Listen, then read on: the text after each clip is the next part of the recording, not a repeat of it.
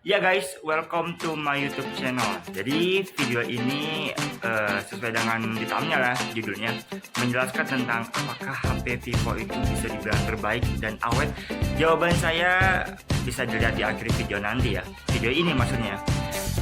Oh ya, by the way, video ini sama sekali nggak diomong Vivo, nggak disuruh Vivo, nggak dibayar Vivo, nggak ada orang dalam Vivo. Meskipun emang saya kenal beberapa orang dalam Vivo, tapi saya nggak dibayar sekalipun. Jadi saya mungkin membicarakan, tapi sesuai fakta. Saya adil. Kalau yang kurang-kurang, kalau yang benar dibagus-bagusin, tapi ya bagus, tapi bukan berarti dilebih-lebihin.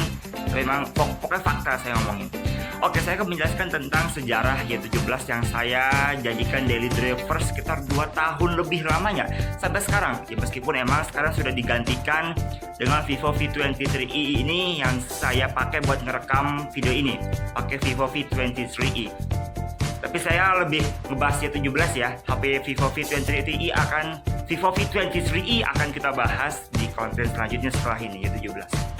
Oke guys, ini sudah saya pakai 2 tahun lamanya. Emang saya bilang HP ini berkelas pada saatnya. Emang ini bisa dibilang HP antara basic dan mid range ya, karena kena 3 jutaan pada zamannya itu 2019. Karena HP ini kalau nggak salah dirilis sekitar bulan April 2019 lalu.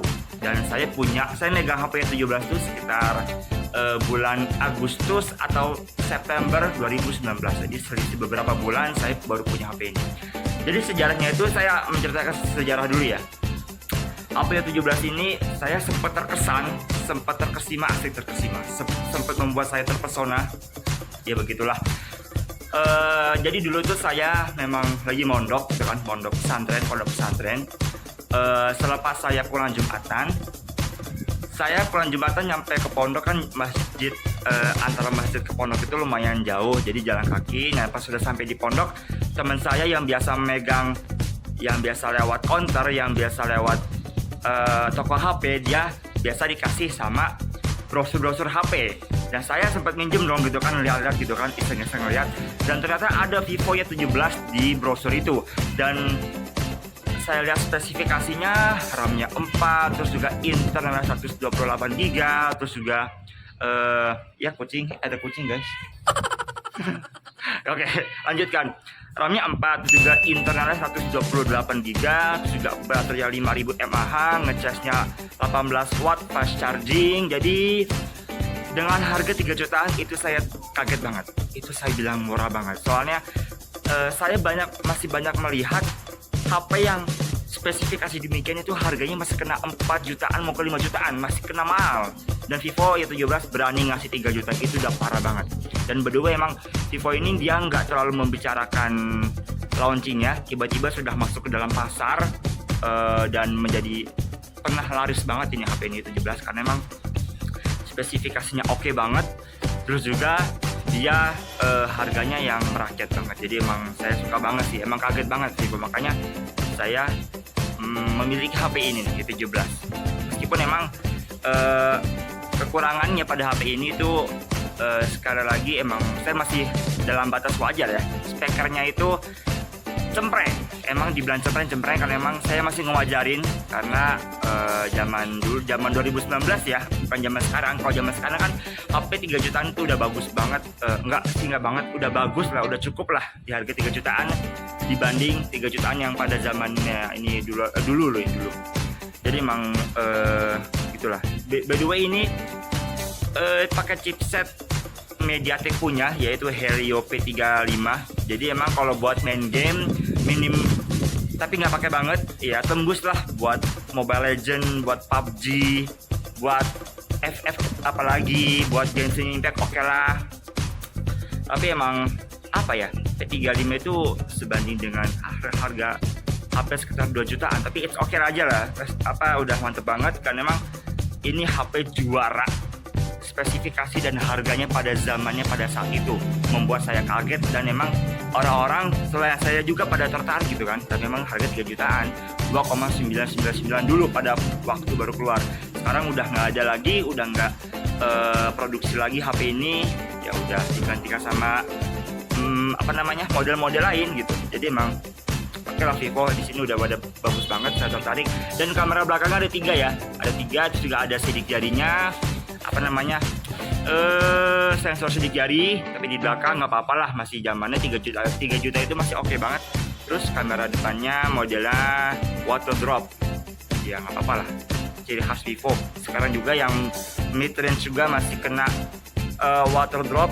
Entah Vivo ada alasan apa, kita bahas di konten selanjutnya. Itu menurut saya pribadi. Jadi emang gimana ya, saya tertarik sama HP ini.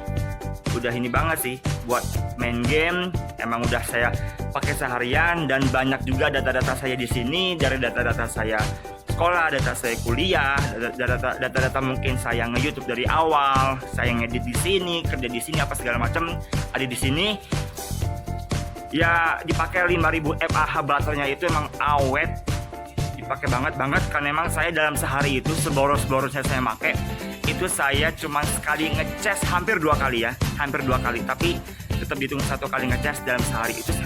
Saya tuh kalau pakai HP itu lebih dari 10 jam guys, ya bisa mungkin maksimal 15 jam ya, maksimal 15 sampai 17 jam saya pakai HP. Yang nggak nonstop juga sih, adalah jeda beberapa menit, beberapa saat, tapi saya tetap enjoy aja sih, karena emang saya lebih powerful banget user experience, gitulah ceritanya gitu kan. Jadi kameranya masih oke banget, kamera juara di kelasnya pada zamannya, beda sama zaman sekarang, jadi jangan disama-samakan, beda zaman ya guys ya. Jadi emang selama 2 tahun lamanya itu apa aja sih, ada nggak perbedaannya? Saya jelasin, ternyata ada perbedaannya. Apa itu perbedaannya? Ternyata perbedaannya adalah dari segi waktu pengecasannya. Waktu pengecasannya emang dahulu pas masih baru-barunya itu saya dapat sekitar dari 0 nyampe 100% itu 2 jam 15 menit itu udah full baterai ya. Dari 0 nyampe 100% itu udah full charge. Tapi sekarang udah beda. Sekarang udah mau 2 jam setengah lebih lah, 2 jam 30 menit sekian. Kan masih ada lebihnya, karena memang saya bisa memaklumi itu yang dinamakan ini ya, apa namanya, daya tahan bukan daya tahan tubuh, lebih tepatnya kayak kesehatan baterainya, level sehat baterainya gitu kan. Emang apalagi emang saya orangnya yang powerful, jadi emang saya over banget, tapi masih aman sih, baterai masih awet, nggak ada bocor. Keluhannya kalau baterai hanya yaitu pemakaiannya pengisiannya memang agak lebih lama, beberapa menit lah gitu ya. Tapi ya oke lah gitu, saya pasti bisa memaklumi, karena memang kalau cuma Vivo, HP lain juga pasti demikian. Kalau emang dia tuh user pada HP itu dia bener-bener powerful banget, terus emang ya sama seperti saya atau nggak bisa lebih power daripada saya gitu kan. Jadi emang worth it banget ini HP. Kamera dan foto dan hasil foto dan kamera hasil foto dan videonya bisa kita lihat di akhir video nanti. Kita foto apa aja ntar kita lihat video nanti. Pokoknya kesimpulan saya tentang HP Vivo Y17 ini apa ya, dia tuh kadang nyari aman, kadang powerful banget. Apalagi kita ngebahas tentang Y17 ini, dia oke lah, bisa dibilang HP ini sebagai HP yang keren abis, karena emang dari spesifikasinya oke banget pada zamannya, dan juga harganya tergolong relatif murah dibanding HP lainnya di kelasnya pada zamannya. Dan emang HP ini bisa dibilang dingin.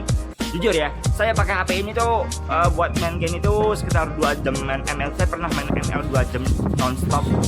Itu mentok-mentok suhunya ada di 41 sampai 42 derajat guys. Ini HP ini nih, HP 17. Kalau di HP lain mungkin udah kena 45 atau 46.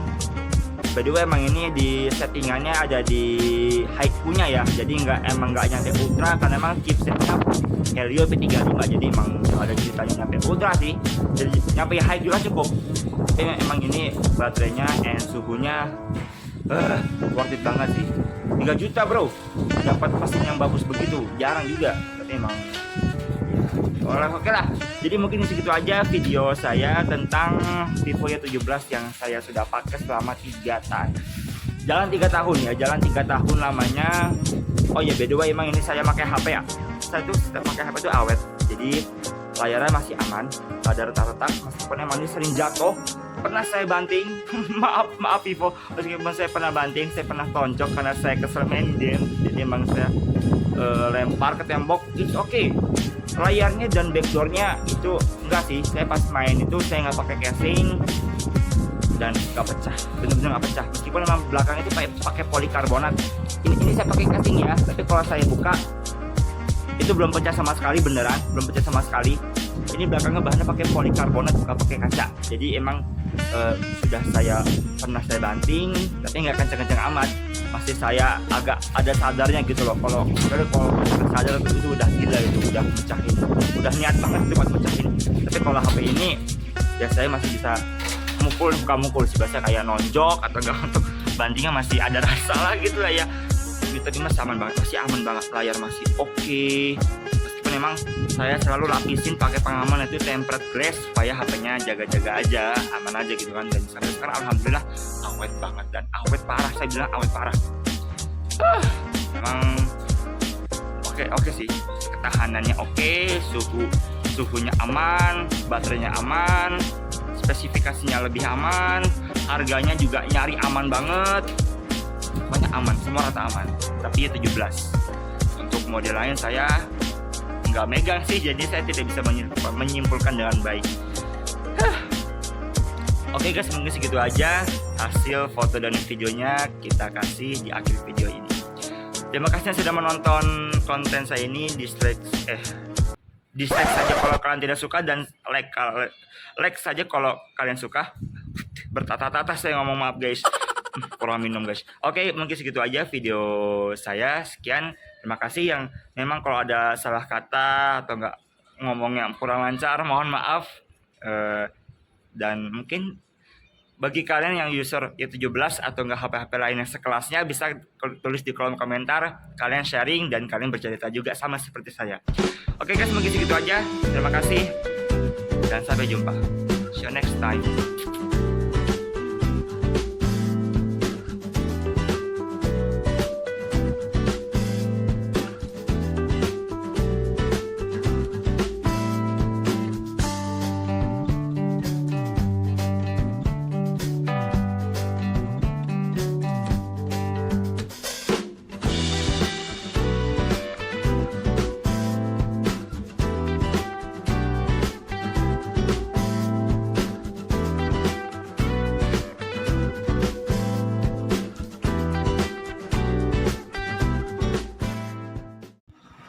Ya guys, ini hasil video dari Vivo Y17 kamera depan ya. Videonya begini, kira-kira lihat exposure. Jadi emang malum HP 3 jutaan emang kelas kameranya begini guys. Kok pucat banget ya? Ini apa sih, langit kan? Ini awalnya sama sekali nggak kelihatan sih kalau dilihat dari kameranya, dari layarnya, tapi dari hasilnya entahlah bagaimana. Saya belum lihat. Tuh, exposure banget ya. Cus gitu, ngejreng gitu kan. Kira-kira begini. HP 3 jutaan pada zamannya dapat kamera kualitas begini, menurut kalian gimana guys? Ya guys, itu saya bawa keliling-keliling. Gimana tuh? Masih agak kelihatan lah ya awan-awannya, meskipun emang agak hilang-hilangan gitu ya guys ya. Coba saya bawa lari, apakah aman, apakah nggak goncang. Saya bawa lari ya gitu. Kalian gimana nih? Bisa inilah, tulis di kolom komentar kualitasnya gimana ya, gitu aja lah. Oke guys, dan sekarang pakai kamera belakang, video kamera belakang. Ini kalau pakai lensa ultra wide ya, ini ya. Ya sekarang kita pakai lensa ultra wide. Ini emang jelas detailnya nggak sedetail lensa yang tadi, tapi masih oke banget, birunya kebiruan banget kalau dilihat dari sini di layarnya. Itu juga detailnya udah pada hilang, tapi masih cukup lah gitu, cukup kelihatan objeknya gitu loh, meskipun detailnya kurang banget, tapi oke aja lah guys. Oke guys ya, mungkin segitu aja. Oke, sip. Terima kasih yang sudah menonton. Hehehe.